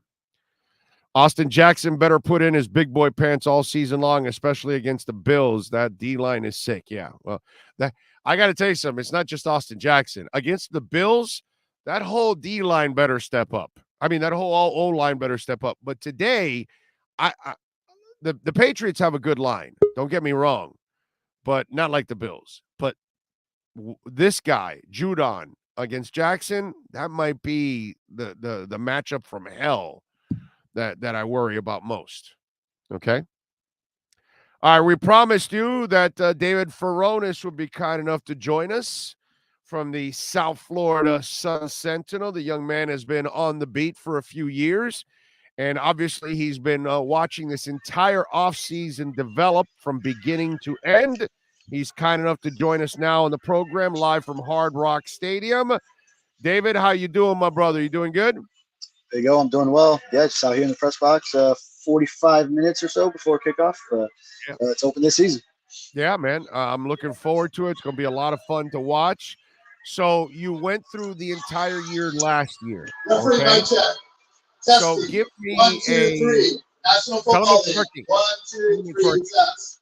It's working. The test is working. It's working just fine. We got it now. Yeah, you're picking up all of that, huh? Yeah, we got every single number and everything. Yeah, it's nice and clear. Okay, so David, after watching the mess from last year and the coaching staff, especially on the offensive side, talk to us several months later now where you think they're at, what you like about the team, and your concerns that you still have going into this season and today's game. Sure. I think you look at this team as a team that still finished above 500 last year in the final year of Brian Flores, and made the coaching change, made changes to the offense, completely revamped it. First going with the offensive-minded head coach and Mike McDaniel, and someone who also has the players coming in with a more comfortable vibe. They come in more loose than they were under the previous regime, and then they try to, as much as you can with Brian Flores no longer there. Now keep the defense intact, so that side of the ball really anchored the team through those 8 wins in the last 9 games last year, and giving Tua Tagovailoa and going to year 3 every opportunity with now having the weapons around him, adding Tyreek Hill to pair with Jalen Waddle going to the second season, still having Mike Gesicki there, adding Cedric Wilson, shoring up the offensive line with Teron Armstead at left tackle, hoping you can implement a run game with that outside zone scheme that Mike McDaniel will be implementing, and hopefully having Teron Armstead lead that blocking on his side. So completely revamping one side, trying to keep the defense consistent, and then we'll see if that leads to a playoff appearance for the first time since 2016. It's been too long now for these Dolphins. Yeah. So what do you feel good about? Like when you look at, what do you think they have resolved? Will be fine going into this season, and what are you most concerned about? Sure. They addressed the offense, so that was the biggest concern. They had one of the worst offensive lines, actually probably the worst, and in pass protection. But I want to know what you feel about them. I know what they did. You tell me, did they fix the offensive line? Did they fix the passing game? What do you think about the receivers, the running back, the blocking scheme, Mike McDaniel? What do you like about this? What are you concerned about? They took steps toward addressing the offensive line. When you bring in a guy like Teron Armstead, and you hope he could be some version of like McDaniel had with Trent Williams in San Francisco, and lead that blocking charge, and also now improve your pass protection, that's a step in the right direction. Did they fix it completely? Probably not entirely. And now you have Connor Williams moving positions. He's playing center. He had some snapping issues during the preseason. You have to get that. We have to see that to make sure that we are confident in it. And so it's a step in the right direction. It's not fully there yet, I don't think. You still have to have Austin Jackson produce now with a position change, his third one in his third NFL season after he didn't work out left tackle, moved to left guard, now right tackle. And Liam Eichenberg as well, also switching positions in his second year at left guard now. So these things need to come together, and the system at least should be able to help these linemen. Yeah, I said before you came on, Austin Jackson, Matthew Judon might be the most important matchup of the entire day. I'm going to be interested to see how much he can handle Judon on his own, and how much will Ingold, the tight ends, the running backs will be chipping on that side, because to me that is the bitch of a matchup right there. Judon had 12.5 sacks. That's going to be a hell of a challenge for Austin. Yeah, certainly.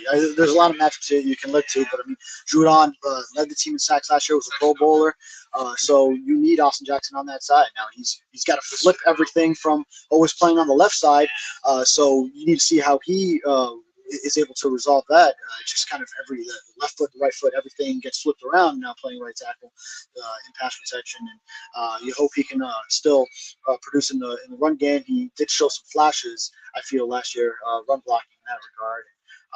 Other matchups probably the Dolphins cornerback depth now. That'll be tested. Granted, Patriots receivers, that's not a receiving core that is necessarily that intimidating. If Devontae Parker, Miami Castleff is their top target probably, but now you have to see if Bill Belichick will probably want to test if it's Keon Cross and the opposite Xavier Howard with Byron Jones out. If Nick Needham is staying in the slot or has to be forced to move to the boundary, and then you need to put someone else in the slot, whether it's Cater Coe, who was an undrafted rookie playing for the first time. So some options there. So a lot of intriguing matchups. Yeah, I think they're going to keep Nick inside, and I think it'll be Crossan and Kohu will be sharing, or if Crossan plays well, and since he knows the Patriots, I figured that maybe they'll use him on that side, and then maybe Kohu will be the backup when it's Noah Igbenogany inactive. Noah Igbenogany inactive for not even getting a shot here in this game. Yeah. Well, he doesn't help out on special teams, so it's hard to keep somebody active.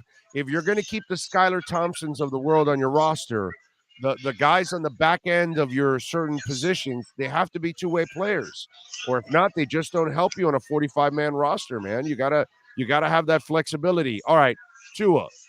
I've never been an anti-Tua guy. I've never believed that he was the problem here. I've always felt it was the coaching and the talent around him. I think he has the coaching. I think he has the talent. I think he's going to have a hell of a season. And I think he's healthy now, too. I think that he was when he got here, he was still coming off that surgery, and it probably took him 2 years to really get fully healthy. And I think there's a fully healthy Tua here now at the same time.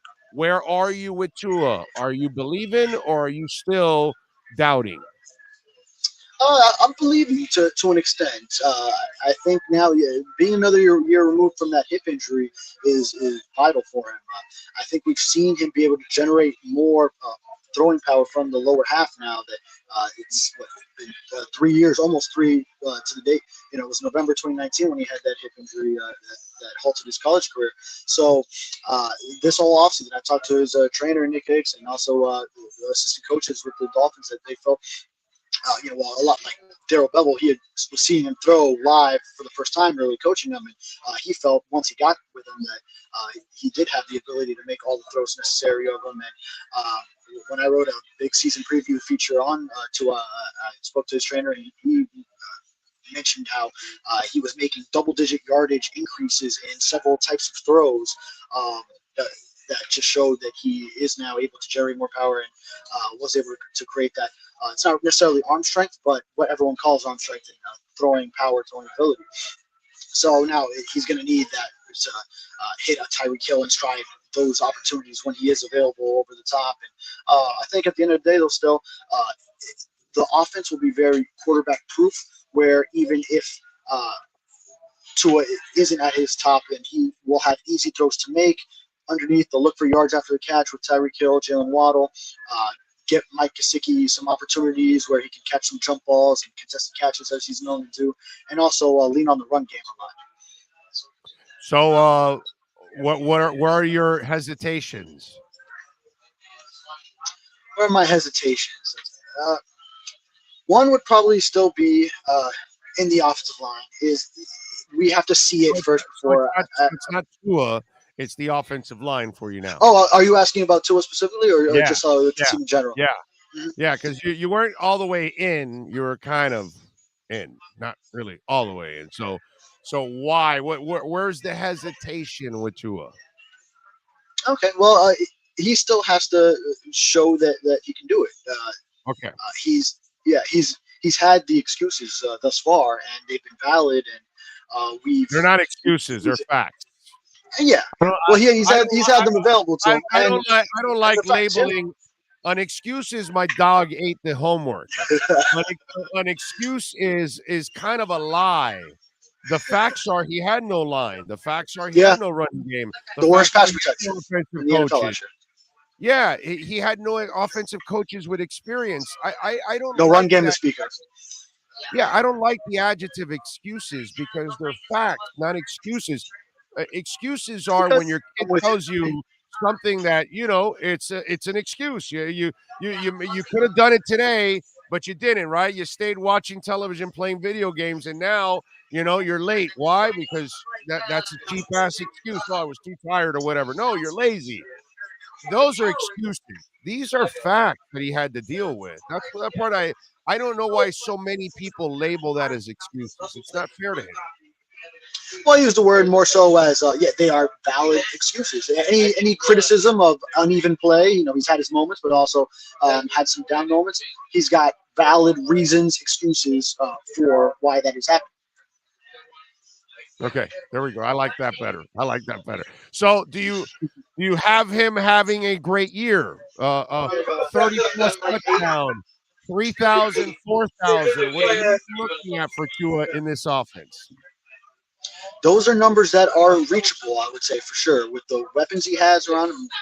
Tyreek Hill, the way he has produced historically in his career, granted, that's been some with Patrick Mahomes, and he's had Travis Kelce over the middle at tight end with him, but in this offense, it'll be a little bit different. He's got Jalen Waddle opposite him, so a different type of second option, or if you will, or 1A, 1B, however you want to put it, whether it's between him and Kelce and Waddle. Hill has to get his. Waddle has to get his. He's going to be throwing to the running backs. Gesicki has to get his. All in all, he's going to be the one throwing the ball to these guys. So, those type of numbers I can see happening. So what do you got happening today? What's the prediction? All right. Well, I put in the Sun Sentinel the Dolphins 24, Patriots 17. So I have them winning at home. It's hot. Actually, right now I'm looking at the field, and you don't see the sunlight because there's a cloudage covering the field. But the sun will be out there. I think the Patriots will be hot. And they did practice all week in this, but you have to imagine sometimes this could counter. Maybe they come in a little bit more tired because they've practiced all week in this heat and humidity. So it'll be interesting to see, but I think all those factors play in, and I give the Dolphins an edge even if it was a neutral site. Yeah, and by the way, I think that I look at this as a panic move by Belichick. He's lost 3 in a row to two of the Dolphins. He lost twice last year to the Dolphins, and now he shows up a couple extra days early, which, by the way, David, the practices that they have over Wednesday and Thursday, and then the walkthrough on Friday, and there was some rain and some cover and some cloudiness, by the way, on Thursday and Friday. There's no way you get acclimated to this heat in 4 quarters of hard and heavy football in a real NFL game. So that, to me, I kind of find funny, because if you lived here long enough, brother, you can live here for 5 or 10 years and you can never get acclimated to go out and jog in this damn heat, bro. Okay. So, yeah, that whole thing. I'm still not acclimated. Right. Exactly. To me, I think this is kind of a panic move by Belichick. Your thoughts on that? Yeah, and I was trying to get the sense from whether it be coaches, players, on what they felt as far as how long it takes them, start of training camp, whatever the case may be, to get acclimated. And answers varied, but I think for most of them, they weren't getting fully acclimated in the first 3 practices of training camp or first 3 OTAs, mini camp drills, whatever the case may be. So, yeah, it probably takes longer than that. So it's still going to be an advantage. Maybe the Patriots are able to make up some because they've seen it all week, but not nearly fully. Dude, watching Southern Miss yesterday just stand there and bake in the effing sun. You know what I'm saying? Yeah. Yeah. That game was actually competitive in the first half, and then you saw the coach with the drenched back with his white long sleeve shirt. Yeah. And the second half, pulled away. That's what I'm saying. They didn't do that this week. They didn't play for 3 hours and stand for 3 hours in that sun. And that's what they're going to feel this time around that they did not feel during practice the last couple of days. So for me, I just, I think you don't really get adjusted to all of that. All right, good stuff. What are you working on the Sun Sentinel, man, during the game and after the game, so folks can check you out, man? You do an excellent job. Sure, thank you. I mean, yes, so far just pregame news and notes. So Raekwon Davis is available. He popped up as questionable this week, so that's big for the Dolphins' run defense after they gave up 125 or more yards in both meetings with the Patriots last year on the ground. So that'll be a key to the game. Andrew Van Ginkel also available. So just getting those notes up there, and then game coverage. And we have 2 columnists, Chris Perkins, Dave Hyde, that will also be giving their takes as well. So a lot of coverage on sunsentinel.com. Yep, and good stuff on the deep dive with Perk and you and Dave Hyde. I like it. Good job, you guys out there. David, as always, thank you, my brother. Follow him on Twitter, by the way, for all you Dolphin fans all over the world, at David Furones _. Follow him there and check him out at the Sun Sentinel. David, thank you, my brother. Appreciate you. Appreciate you. You got it. There you go, David Furones, man. Excellent stuff. So I thought that Tua was lazy. Isn't that the deal? Isn't Tua lazy or something? He's not a hard worker or something. So here's Ruthie Polinsky tweeting out Tua, 10 in the morning, out there working, doing his old visualization deal. Because Tua's not a hard worker. Of course not. That's about the silliest thing I've ever heard in my life. When I was hearing that garbage last year, I was losing my effing mind. Why? Because you're telling me a guy that played for Nick Saban and starred for Nick Saban is lazy. Is that what you're telling me? No, I'm not believing that. You know, it's narratives. Oh, Tua doesn't want to be a captain. Soft. Now you found out, right? You had to go up and try to politic for it. How stupid is that from Flo? That you want to politic to be captain? Screw you, dude. You're either the captain or you're not, and then that's it. And he manipulates the way the captains were selected, basically, is what he did. Because, of course, he never wanted Tua. But those of you out there made it sound like he was soft. Those of you out there made it sound like he has no work ethic. The guy fixed his hip from late November to be ready to get slammed by Michael Brockers in September.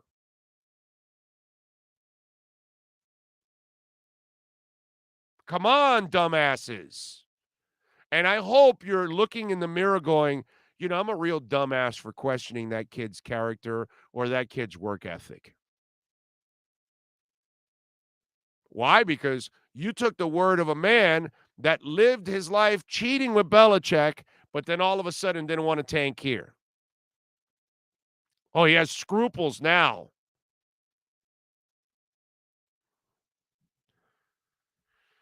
You know, just the things that went on the last 2 years, that's why I'm really looking forward to everything that's going to happen this year, because I think he's going to shut a lot of people up, and I think a lot of people are going to figure out, like, okay, this kid's the real deal.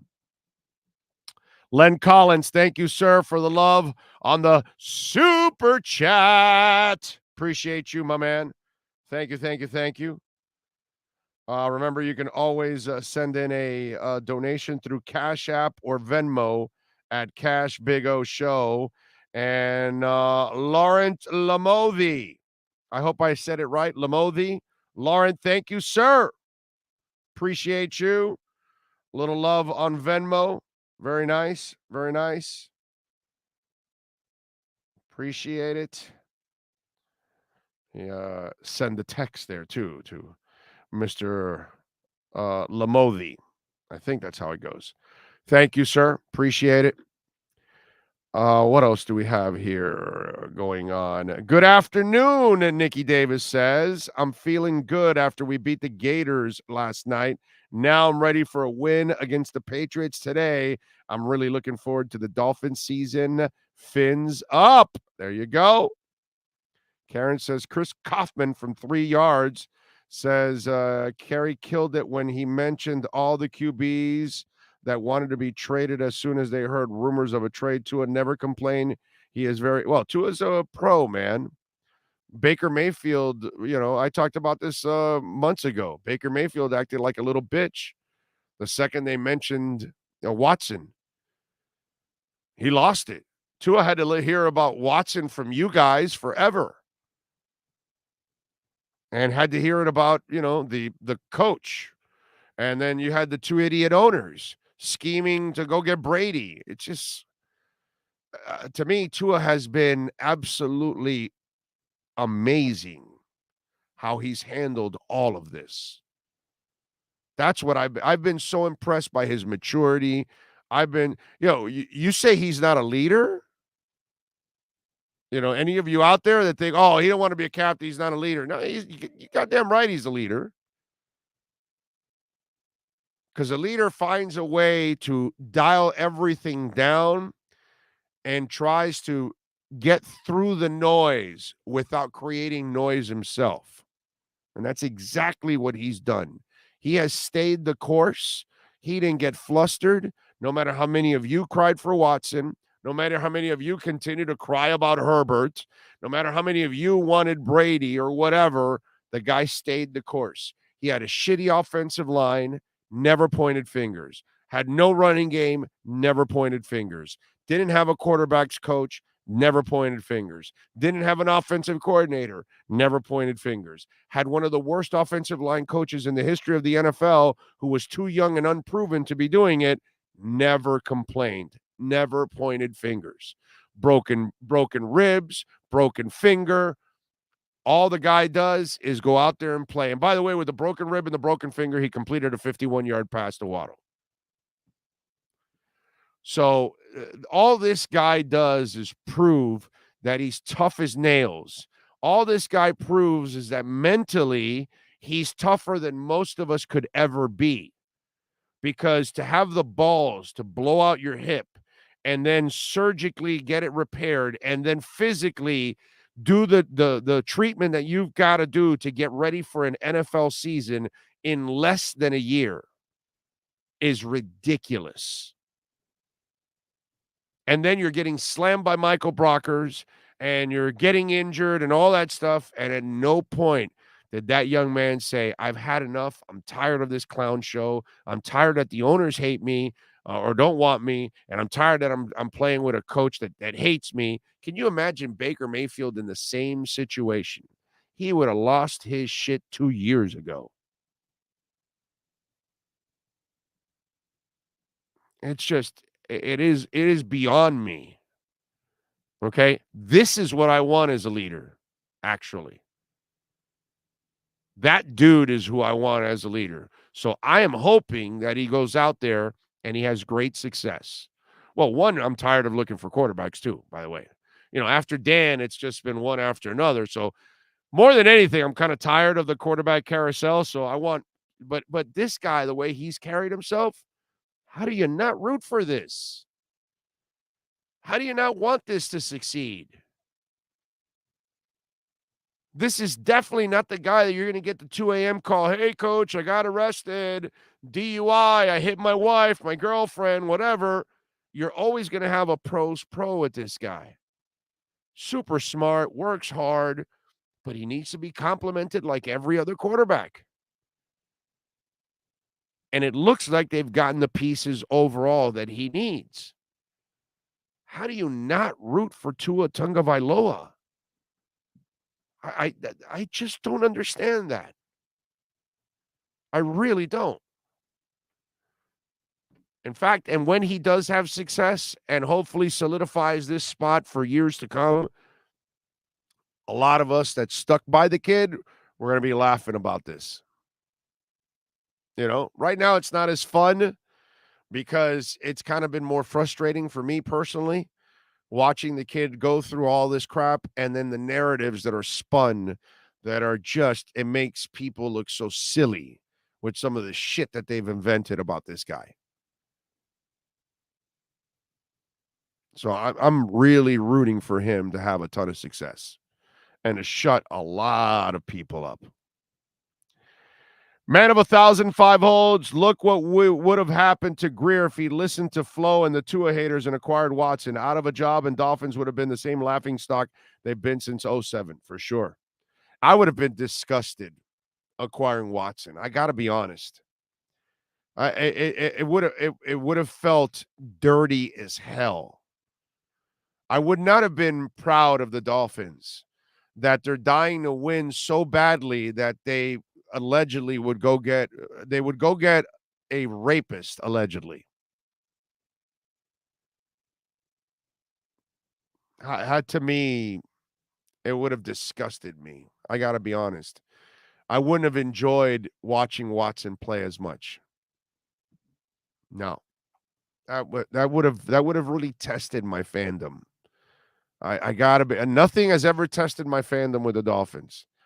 That might have tested my fandom a little bit with the Dolphins. That one might have crossed the line that I don't want to go to. You're so desperate to win, my God, and then you're also going to give what could be a rapist a fully guaranteed deal. That's disgusting, dude. That is so just. I'm really glad it didn't happen. I'm expecting a big game from Edmonds too. Can't wait. I think both of them are going to help out, man. I think Mostert's very important to this too. Chase fits what they do here perfectly, but I love Mostert also. I think both of them are going to be very productive for the Dolphins. Jim says also, I am saying it now, Russell Wilson, Justin Herbert, and Joe Burrow will all not be as hyped this year. Tua will outperform all three QBs, and Finns will outperform their teams. I hope so. Would be nice. Willie says, get slam sandwich Michael Brocker and Aaron Donald on his first 6 plays. Exactly. 9 months removed from a busted hip. Kid's got balls that most of us never would have. I mean, you blow out your hip. Do you really want to get back into an NFL game? Probably not. Let's see right there. What else do we have? Everyone sees the shiny object in Herbert, who some people dubbed the next Marino, and those fans wanted him over Tua, even though Herbert had everything around him while Tua beat him with less talent. Yeah. But they'll leave all of that out because, it's the stats. They're going with the stats. He should have been in the playoffs with his team. So that's the difference. That's where I F with Herbert fans. Because, if Tua is on that Chargers team last year, that team's in the playoffs. And that's where the Herbert fans lose their shit. But that's all right. It's all good in the hood, as they say. Is Belichick flustered? As I asked David Furones, I think he's flustered. His drafts have sucked badly. They've sucked so badly over the years that he had to spend a boatload of money in free agency last year. And the end result was a first-round appearance in the playoffs. That's it. Spending a ton of money. Didn't spend a ton this year because you can't keep spending a ton of money every year in free agency. Lost 3 in a row to Tua and the Dolphins. Lost both of them last year with the next Tommy boy, right? Because we all know Mac Jones is the next Tommy boy. So you lose both games to the Dolphins. You now come in early because you need to get acclimated to the heat. Your offseason has been a disaster. The press that goes to see you says this offense looks terrible. You're using a defensive coordinator now as your offensive coordinator, but you are also going to help in calling plays. That sounds like a mess to me. That sounds like two people that now have to learn all the tendencies of every defensive coordinator that they face. Unlike a regular offensive coordinator that's experienced, has already faced pretty much most of the coaches and kind of knows what they do because he's got already the history. I got to tell you something. I get it. He's the GOAT and he's got the titles and all that good stuff, but there's some chinks in the armor here for Belichick. Something's going on here. That man is flustered. And I'm loving every part of this. Think about this. He's so flustered because the Dolphins ended his dynasty. In 2019, on the last week of the season, they needed that game to lock the bye week. They lost to the Dolphins. They ended up playing in the wild card. They got exposed because they were a team that wasn't that good. Even with Twommy Boy, Twommy Boy didn't have the support, so he couldn't go far, and he was out, and then he left. So now he loses the meal ticket. And now he gets another one that, obviously everybody else labeling in Boston that they've got the next Tommy Boy. So now you spend all this money in free agency, more panic. Now you're coming this year early because you're losing 2 in a row to the Dolphins. I'm telling you, bro, the panic meter is going like this. It's climbing for Belichick, the panic meter. Holy moly. Belichick flustered. The Dolphins ended the dynasty and continue to pile on the frustrations because they end the dynasty and they add a quarterback now that is 3-0 against him. Last year, the Dolphins went 2-0 against him. And he's so frustrated because he's watching that Buffalo passed them, and now the Miami Dolphins are passing the Patriots. Last year was the last year that they could enjoy that moment. Now the changing of the guard is happening. And today will be the nail in the coffin when you find out that McDaniel and company are better than Belichick and company. Not a better coach. We all know Belichick is a Hall of Famer and all that good stuff. But today, and hopefully this season, the Dolphins, Mike McDaniel, will prove to be better than Belichick and the Patriots. The panicking Patriots. Remember when you leave the stadium? To a Waddle Hill. What a thrill. To a Waddle Hill. What a thrill. To a Waddle Hill. What a thrill. All right. That's what I want to hear. I want to hear all throughout the stadium. And when there's a touchdown, to a Waddle Hill. What a thrill. To a Waddle Hill. What a thrill. To a Waddle Hill. What a thrill. Obviously, Hill and Waddle have to score when you do the to a Waddle Hill. What a thrill. To a Waddle Hill. What a thrill. To a Waddle Hill. What a thrill.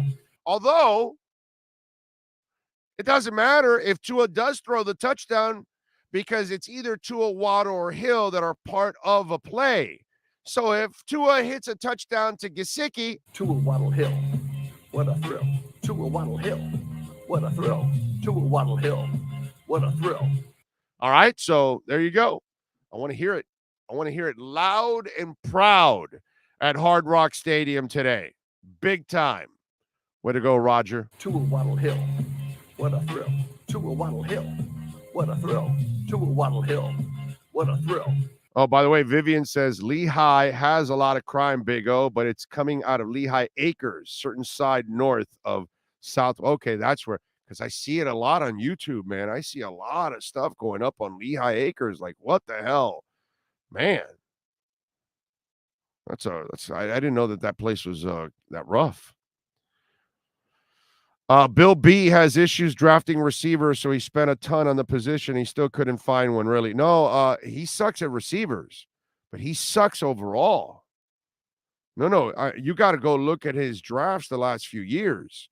They're bad, bro. Like a lot that he has whiffed on a crap ton of players. So it's not just that. Man, we are 12 minutes away. Okay. I mean, that is so awesome. To a Waddle Hill. What a thrill. To a Waddle Hill. What a thrill. To a Waddle Hill. What a thrill. Cameron Wolf, Joe Shad, and Marcel Louis-Jacques will join us in the postgame show. We will also have Mike McDaniel's press conference, Tua's press conference. We will take your questions, your comments, all that stuff. So we will be rocking and rolling, man, this afternoon, and we're going to be in a great mood. I just got a great feeling about all of this. I just love what's going to happen. And let me tell you, it's going to be a lot of fun to watch what they're going to do with this running game with the tight ends. I'm so intrigued because you know how, one guy was saying Chase, and I would say, well, Mostert also. I'm so interested to see what those two guys and how they're going to use them. But then also the tight ends. I'm really intrigued because the Gesicki thing is kind of a jack in the box. They didn't use him a ton, and I'm wondering if they kind of kept it under wraps and they made people kind of question it all, yet they never were trading him. They never were shopping him. Chris Greer openly said 2 teams called us. We never tried. That was all, again, narratives created by the media without, with bad information. And so they were never really selling the guy. So maybe they want to kind of also put under the radar what they're going to do with him. I don't know. Because you and I are so stuck with, okay, Gesicki has to block in order to be a part of this. What if Mike McDaniel has figured out a way to use a big-ass wide receiver?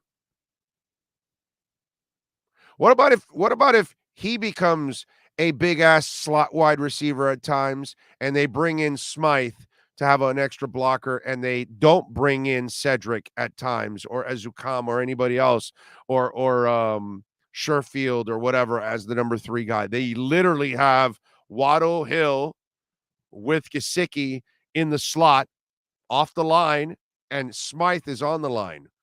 What if you see that stuff there? And Gesicki becomes a problem for whoever tries to cover him. And because Waddle and Hill are out there, and then you've got some speed coming out of the backfield, oh my Lord. This is why I talked about Chef McDaniel earlier in the show. There, your mind can go crazy thinking about all the different combinations. And you and I are so stuck on Gesicki having to be Kittle. And if he can't be Kittle, not the complete player, but what I mean is that Kittle blocks, then, he sucks. He can't fit here. And then we're not thinking that maybe Mike McDaniel's a pretty smart coach, and maybe he figures out a way because he's got a fullback. He's got tight ends that can block. He can alternate the third receiver if he felt like it. And he can make it Gesicki because he's athletic enough to go out and do it. But you and I don't know that because we're not in practice. But we are so closed in on the way San Francisco does it. And then we think that Mike McDaniel is going to be locked into doing it that way. And maybe he's not. So that's the other thing that I'm intrigued about. What is the chef going to do? Okay, because Gesicki was never traded, no matter what. And all they talked about is they've praised him for working hard and trying to adjust to what they need. But maybe that's the bullshit they're selling you and me. And maybe they're telling you, hey, Mike, we want you to improve on the blocking as much as possible, but we love who you are. We want to use what you are. Don't tell anybody. We'll keep thinking that you got to be Kittle. And maybe that's there's a part of me that I'm wondering if he's psyching us out for that. And that's why today is so intriguing in so many ways, because we just don't know exactly what's going to happen. It's pretty cool, man. It's really, really cool. I like what's yes, sir. What do we have? Daniel Oyefusi. Yes. Sent him about 15 minutes ago. He said the Dolphins' new starting lineup is together in pregame warmups for the first time. This is the offensive line. Left tackle, Teron Armstead. Left guard, Liam Eichenberg. Center, Connor Williams. Right guard, Robert Hunt. Right tackle, Austin Jackson. Okay, so it's the regular 5. Okay, all right. There we go. All right. Can you smell what the Chef McDaniel is cooking? All right. Let's go McCourty versus Tua. Fins up by 21 at halftime, says Jeff Fernandez. Cruise to a 31-3 win. Oh, God, Jeff. I don't know if I'll survive the postgame show if they win that badly. Like, I'll lose my mind. It'll be like celebrations. I'll break out the champagne bottle. That is something that I would love to see. An absolute ass kicking. That would be fun. I just want to win. I just want a 1-point win, to be quite honest with you. I just need a win any way possible. But if Mr. Fernandez wants to predict a all-out blowout, bring it on, man. Bring it on. I would love to see an all-out blowout, man. I love it. What else do we have here? Oh, yeah, that's the other thing.